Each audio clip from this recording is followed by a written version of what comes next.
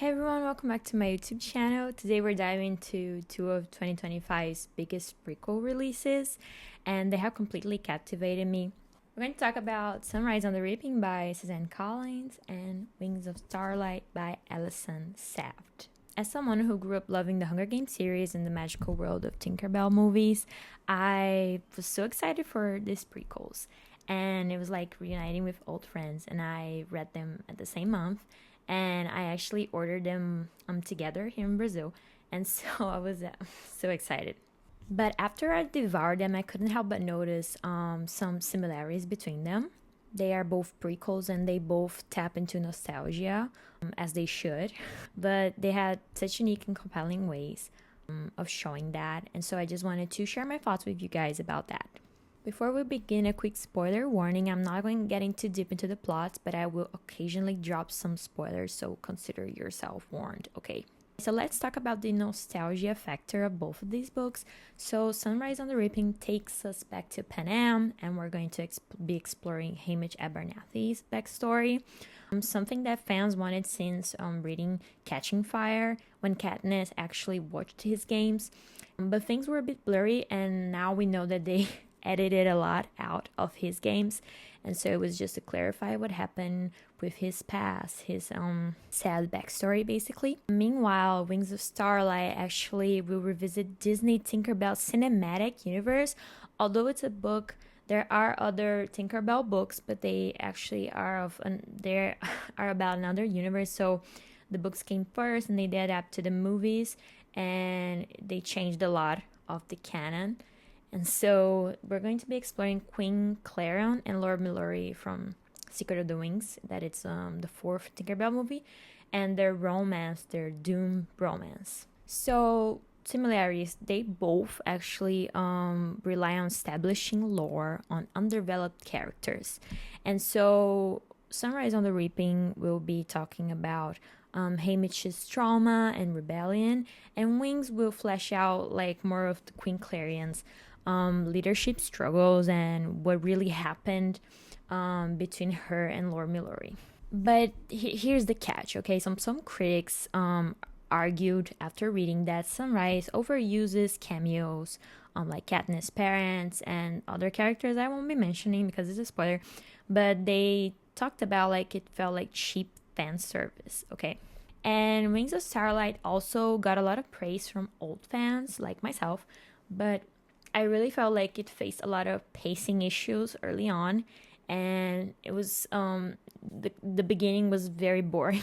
And so although they are prequels that we were really looking forward to read, I realized that they have a lot of downsides as well. Well, we feel like prequels are everywhere now. For example, we have House of the Dragon, we have Hogwarts Legacy, and we have a lot of them. In Star Wars, we have prequels as well, but these days, I feel like we're getting a lot of new prequels because really they just want to rely on something that is safe. So both of these books take a beloved side character and then give them a backstory, okay?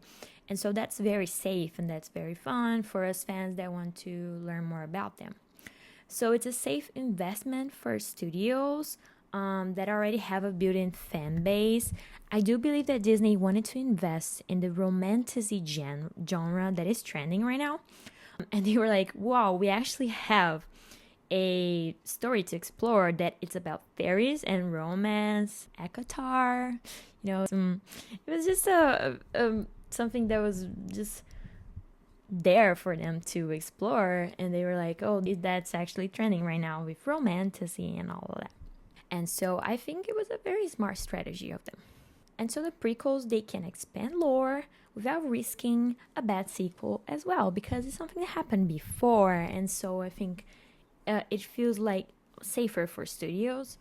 But if it's done poorly, prequels can feel like cash grabs, like Fantastic Beasts, for example, and Sunrise on the Reaping, of course. But so I do believe that prequels are necessary. They are for fans, unless they will be using something from that prequel in a sequel, and then it's relevant. Because if it was that relevant, it wasn't a prequel. It wasn't, done after the original, like the Hunger Games or like the Tinkerbell movies. And so we really didn't need to know the details of haymitch's games or Queen Clarion's romance because we know what happened after. But yeah, so that's my opinion on prequels. So we concluded that prequels have a tough job because we know how they will end. So how do these books justify their own existence? And so Sunrise on the Reaping will be exploring more propaganda and rebellion in fresh ways, and it is tying itself to Ballad of Songbirds and Snakes. And I did feel like haymitch's character felt a bit inconsistent with his older self, but on the other hand, I really loved the book. I devoured it in 2 days, and what I found most interesting was the setup for the rebellion and how it was starting. And so the book shows us that Katniss isn't a chosen one, because haymitch could be that chosen one, but Katniss was a symbol, and she was basically luckier and at the right place at the right time, and she had an appeal that she could spread her message beyond the capital's walls while haymitch couldn't. And it was a work of years, that rebellion. And so I feel like this book really structured that, and I thought it was very interesting. I also believe that Suzanne Collins, she wants to pass on a message with each book, and I do believe that she chooses when she wants to release her books and what she wants to say. And so she just share her not political views, but rather something to make you think about what is happening at that time, especially with propaganda in this one. And so that's why I really enjoyed this book as well. And now, Wings of Starlight. How do we justify its existence? Okay, firstly, I'll be talking about the LGBTQ representation that this book was adding. And it was so sweet with Artemis and Petra. And some fans loved that. And other types of representation as well. So I feel like that's really important. But some fans are questioning whether it aligns with the movie canon. And that's just a heated debate, okay? I talk about this a lot because I'm kind of a diehard Tinkerbell movie fan. I really recommend Sarah Serif's channel. She talks about Tinkerbell lore, and she goes very deep in the books and the movies. And so I just really wanted to recommend her channel on that. The first Tinkerbell movie showed Tinkerbell and her friends going to the winter woods at the very beginning of the movie when she is born. And in that movie, we actually had a winter minister. And so we have a minister of the seasons, and they are fairies represent each season. And we had a winter minister, and she was so pretty. But then in the fourth movie, Secret of the Wings, they completely gaslighted us. They were like, actually, no, they never crossed the winter. That minister never existed.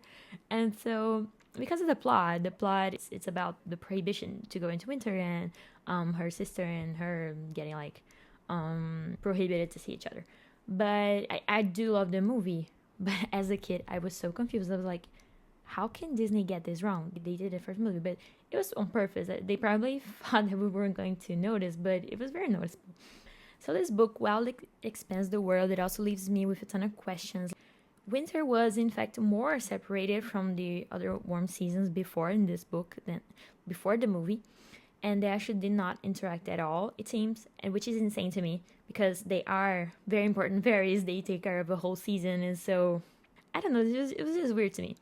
And so they also Allison also mentions a lot of other fairy talents that I never heard of.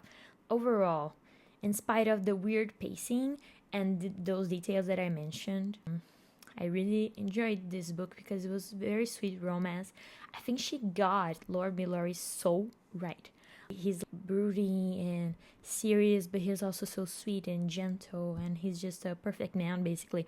So it was very sweet romance.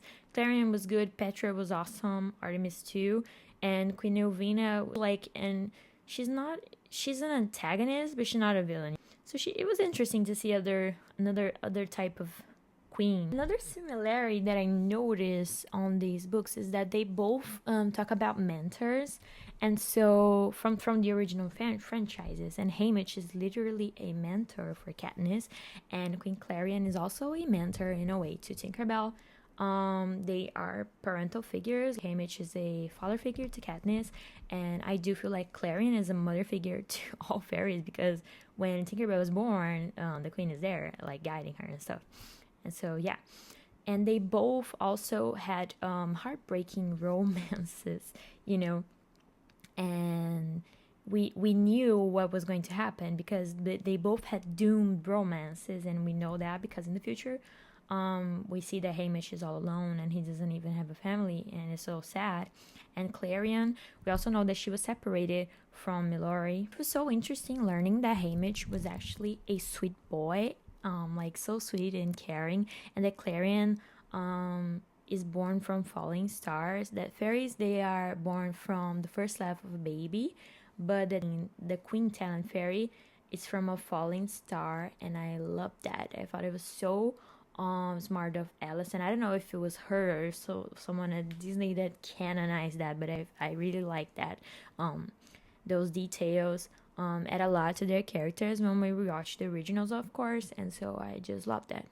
Let's talk about the romantic interests. So Lenore Dove is haymitch's romantic interest, and their romance was doomed from basically the beginning, because we know they don't end up together. We know that haymitch is coming back, but we had that feeling from the beginning that it's a impossible thing, you know. And they loved each other from the start. We don't get to see how they end up loving each other, but rather how they will be separated. And yeah, so the romance isn't the main focus of the story, as it isn't in the Hunger Games, and as it is not on Ballad of Songbirds and Snakes. But Suzanne really just keeps adding them. Because relationships are something that we all can relate to. I think that's why I think she adds them. And so I enjoyed the romance, but I wasn't like swooned by it or anything. I just thought it was sweet, and we did get a bittersweet ending, with the book ending in the current times after everything in Mockingjay.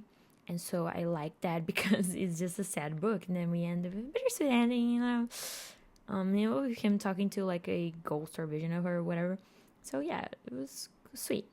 And Secret of the Wings is similar in this aspect, because we know their romance is doomed, and we don't actually know how many years they don't see each other.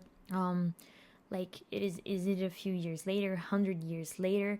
We do have different season ministers, so maybe it's like 100 years later. I'm not really sure how long fairies live, let alone queens, and it is implying that the former queen Ilvina is like very old. And so I was bummed out that we didn't get an epilogue showing them as a couple after the Tinkerbell movie, so the ending just felt very sad, and I didn't actually like it. I knew that was coming, but I really wish that an epilogue showing them after Secret of the Wings, and because we only see them from afar, right? In the Pirate Fairy and and at the end of the Secret of the Wings. And so what did they talk about it? What happened? Like, we don't know. So yeah. And so, final thoughts. What makes those prequels successful?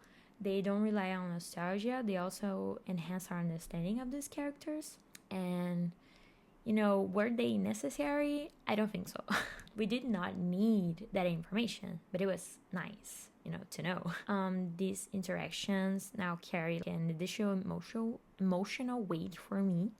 And yeah, I'll definitely be rereading The Hunger Games soon and rewatching the movie, because the Secret of the Wings movie, because I just feel like it's just a way to close those stories. So I would say, do you need to read these books? No, but it is so much fun. So if you like The Hunger Games, just read Sunrise on the Reaping. It's very similar to Catching Fire, and it's like my favorite book of The Hunger Games and my favorite movie. And so, yeah, I would recommend to read it. And Wings of Starlight, I would recommend if you are an old Tinkerbell fan who is now an adult. But I do feel like this was for older fans. But if you want to read it, read it. That's just my opinion. I feel like people who grew up with the Tinkerbell movies will enjoy this book more, okay? And let me know in the comments which of these prequels have you read, or are you excited to read them, and which one did you prefer. I did prefer Sunrise on the Reaping as an overall story, but I enjoyed reading Wings of Starlight more because it was lighter. The subject is a lot lighter than Sunrise on the Reaping, you know. Please don't forget to like and subscribe, and because I want to keep this channel up and see where we go. Let me know if you like this book review. Thank you, until next time, and happy reading and writing to you all.